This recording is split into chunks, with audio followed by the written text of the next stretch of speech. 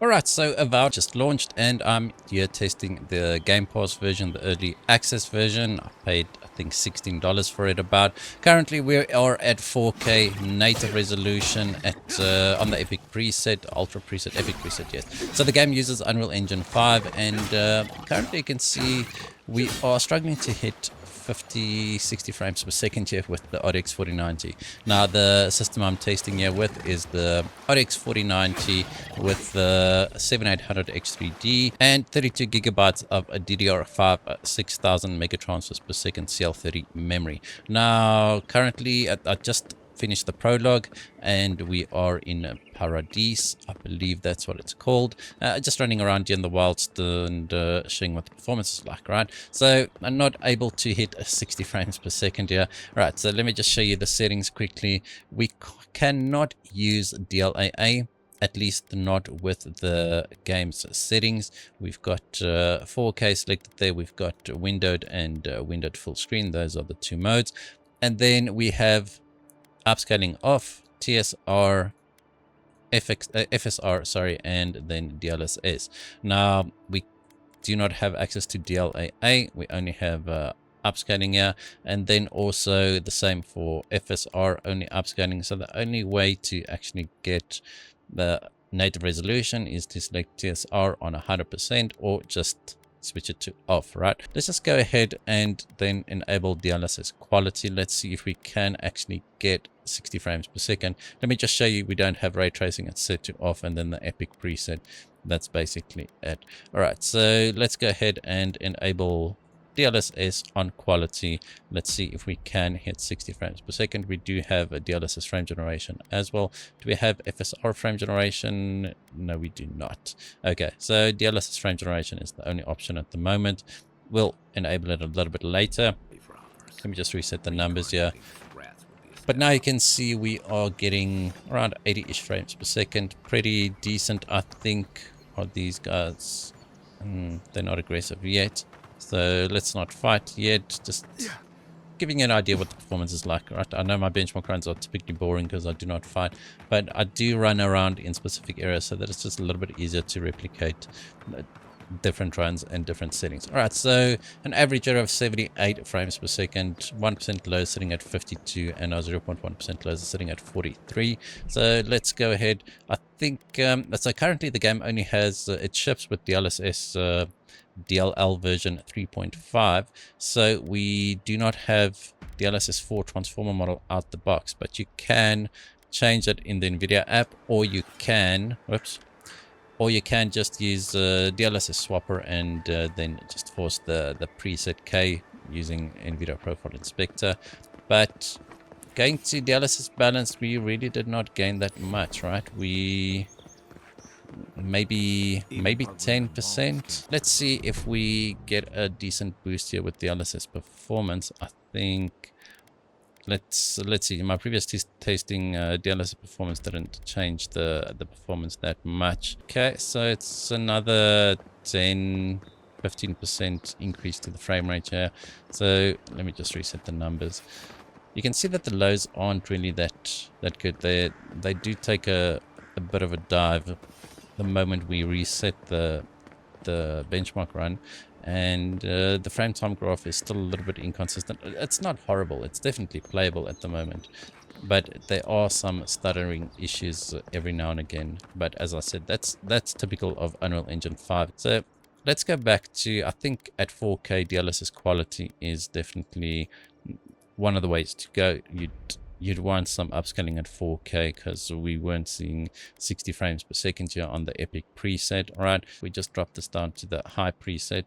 Let's go ahead and apply that, and immediately we gained around between 40 not 40, around 30 to 40 frames per second depending on where we look, right? We were getting between 70 and 80 frames per second, so it's a decent boost to our frame rate here.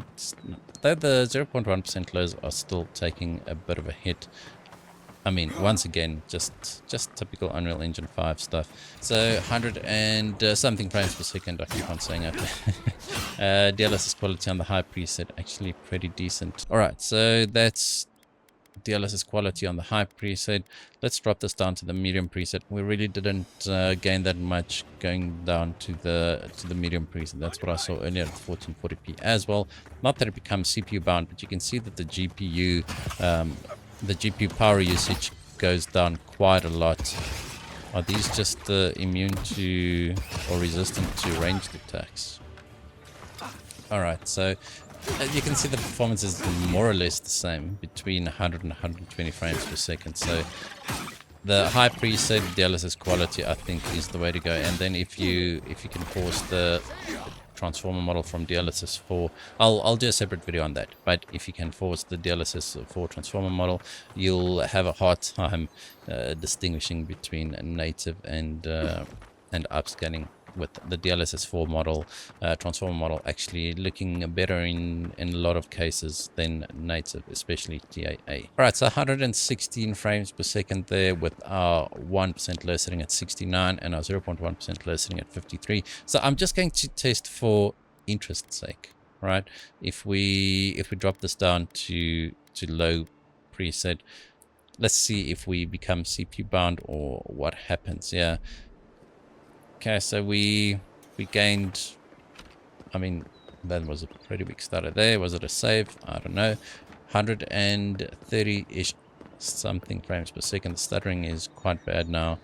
Not sure if it's maybe compiling shaders by changing the presets, but you can see that the foliage looks pretty bad. There's very little detail here now, especially in the grass and stuff. So I don't think it is worth it to play on the low preset, because our performance gains really weren't that much. So let's go ahead and going to enable the high preset here with DLSS set to quality and then frame generation enabled. Let's see if we can get a high refresh rate experience here, although I know it does introduce a little bit of input latency, so you can't really call it a high refresh rate experience, but motion fluidity definitely feels or looks high refresh rate. So 160-ish frames per second here. Very decent, I'd say. Unfortunately, I mean, it's at 4K, right? So you do, with the DLSS set to quality, it's actually 1440p upscale to 4K. But I think the game looks pretty decent. Not spectacular, but decent, I'd say. And I don't know. I think the high preset DLSS set to quality and frame generation definitely the way to go. Yeah, I think it looks okay. And the frame rates are quite high. All right, so you need to restart the game to actually play with the ray, or to enable ray tracing. So I'm going to quick save and go ahead and do that. Now, ray tracing does say it is to simulate realistic lighting, shadows, and reflections. So I guess that's the three aspects of ray tracing we get in this game. So let's go ahead and see what the performance cost is like. We were getting between 100 and 120 frames per second previously. More around 120, but now we're getting around 100 frames per second. So ray tracing doesn't seem to be that heavy in this title. Now, I'm not sure if it is actually just Lumen Unreal Engine 5's software ray tracing, or if it's actually hardware ray tracing. I'll try and find out, or maybe just pin a comment about it. But the performance cost here seems to be not that bad, actually. So maybe something to consider if you do like ray tracing. I did see some issues with ray tracing, especially in reflections. The reflections definitely looked pretty bad, but you can definitely see a big difference here in the graphs between the low and the high preset. I think the high preset is performing quite well, and also it looks pretty decent. So let's go ahead and then just enable frame generation, and that's the only ray tracing test that I'm going to be doing here at 4K. So let's go ahead and see. We were getting around 170-ish frames per second previously, right? And now this is down to 155 frames per second. And as I said, the cost to ray tracing, or the cost ray tracing has, is actually not that significant. We're still getting a pretty high refresh rate display output here. Alright, so that's going to be it for 4K. Let's drop down to 1440p. Alright, so here we are at 1440p. We have TSR set to 100%, and on the Epic preset, no ray tracing, no upscaling, no frame generation. And currently we are getting around 120-ish frames per second here. Now I don't know exactly where to run to to get more combat. I'm just going to run around here and maybe we'll find something. I think we've been there before. I think we found something here. So still around 110, 120 frames per second here, even in combat. I think this is actually pretty decent. We might actually die. I did not notice that all these enemies. I'm really not the most advanced Avowed player out there. I'm most experienced, so let's see how this goes. But at least it gives you an idea what the performance is like in combat, right? I know I'm not using all my abilities correctly. I did pick up a grimoire that allows me to perform magic attacks as well, and we might die.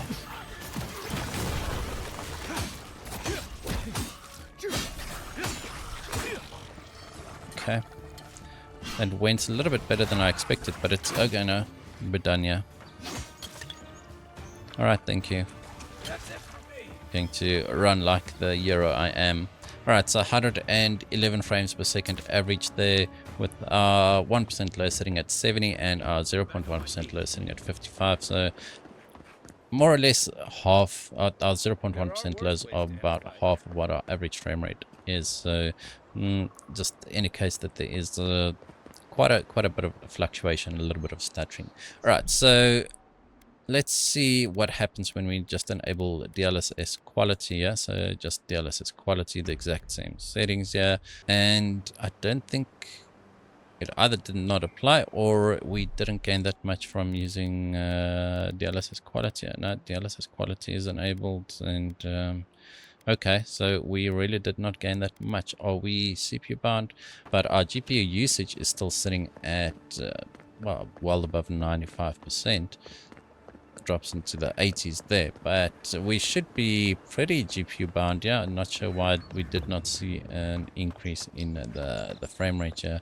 Still between around 110 120 frames per second, so but not much. Once again, the 0.1% lows are still in the mid 50s, 55, exactly the same as previously, and our average is slightly higher, right? 7 frames per second higher than previously. So expected a little bit better here from enabling upscaling. Unfortunately, that did not really happen. So I think what we can do then is, I just want to see if we actually gain something if we go to DLSS balanced. You can actually use DLSS balanced here at 1440p when you use the transformer model, because it'll look pretty decent still. We gained maybe 5-10 frames per second dropping down to DLSS balanced. This specific spot seems to be problematic area because it running past there, you do see the GPU usage drop. Alright, so DLSS balanced around 130-ish frames per second. So let's go ahead, go back to DLSS quality, and then we'll enable DLSS frame generation. And let's see how far we can actually push this. And seeing almost 200 frames per second at times. Okay, but the frame time graph, it did smoothen out a bit, but you can still see some mini spikes there, and our 0.1% lows are actually now about a third of what our average is. All right, so 180-ish frames per second. I think that's pretty decent. So let's go ahead and just disable frame generation quickly. I just want to test the high preset here, still with DLSS quality, because we really did not see that big a difference between 100% render resolution scale using TSR and enabling DLSS quality. So the high preset gets us a high refresh rate experience. Right, this is a true high refresh rate experience. There's no additional input latency from frame generation. Right, and the game still looks plenty good. All right, and there we have it, an average of 147 frames per second here. 1% low sitting at 81, and our 0.1% lows took a hefty dive as I approached the town here, dropping down to 6. Which, I mean, you can see the stuttering is just like, it's not really consistent, but it does happen, and it is annoying. All right, so let me just enable frame generation here, then we'll move enable ray tracing, restart the game, and then that'll be the end of the video, I believe. All right, so let's go ahead, restart, refresh our numbers here. But you can see the moment I refresh the numbers, the lows take a big dive. That just means that the frame times are quite inconsistent. But now we're seeing an average of 200 and well, it keeps on climbing, but our real-time frame rate is around 220 frames per second here. So I mean, if you do have a 240 hertz panel, definitely use these settings. I think you would be able to come close to max it out and have a pretty smooth experience. But even at 1440p here, I do think that the high preset is the way to go if you are chasing higher frame rates. It still looks plenty good, and it runs pretty well, yeah, at high frame rates. I mean, obviously we're running on a 4090, but still 200 and something frames per second with frame generation, and around 140 150 frames per second without frame generation. I think that's pretty doable. All right, so there we have an average of 218, 1% lows of 125, and 0.1% low sitting at 73. So let me restart the game with ray tracing enabled. We'll just do 1 or 2 tests. Alright, so here we are back, still at 1440p, just DLSS quality and no frame generation. I do have ray tracing enabled and the Epic preset. So previously we were getting around 120 frames per second here on these settings, or with these settings. So about a 10-15 frames per second drop to our frame rate just by enabling ray tracing. Once again, I think it might be worth it, right? It's really not the biggest impact on performance here. All right, so 102 frames per second average, 1% low sitting at 58, and our 0.1% lows are pretty low at 40. So I'm just going to enable frame generation here. I'm not going to do all the tests again, because you can just deduct around 10-15% of the frame rate for the other tests that I've done, because it doesn't seem like ray tracing is all that demanding in this title. So 160-ish frames per second here. So now it seems to be slightly more demanding, especially in the specific area. I'm just going to go back to the to this road here where we were seeing 200 and something frames per second. Right, does seem that when you do enable frame generation, the gains with frame generation maybe not that high. Actually, this is on the Epic preset. I'm lying. Previously we were on the high preset and we were getting 220 frames per second, 210. So I'll just drop down to the high preset, see, but with these exact same settings. Just want to see what the frame rate is like. All right, so 160-ish frames per second on the Epic preset here, and still there is some pop-in. So even on the Epic preset, you're not going to avoid some pop-in there, but the view distance seems to be a little bit further, but it's definitely still some pop-in. So let's just drop this down to the high preset using the exact same settings. Not going to bother getting rid of the on-screen display there. So high preset, previously 210 220 frames per second, now 205. I mean, really ray tracing is not that demanding in this title, which makes me think that it might be Lumen and not hardware ray tracing. I might be mistaken, but I'll try and find out before the video goes live. Alright, so I think that's going to be it for this video. Hope you guys enjoyed it. If you did, hit that like button, hit that subscribe button, and as always, we hope to see you in the next one.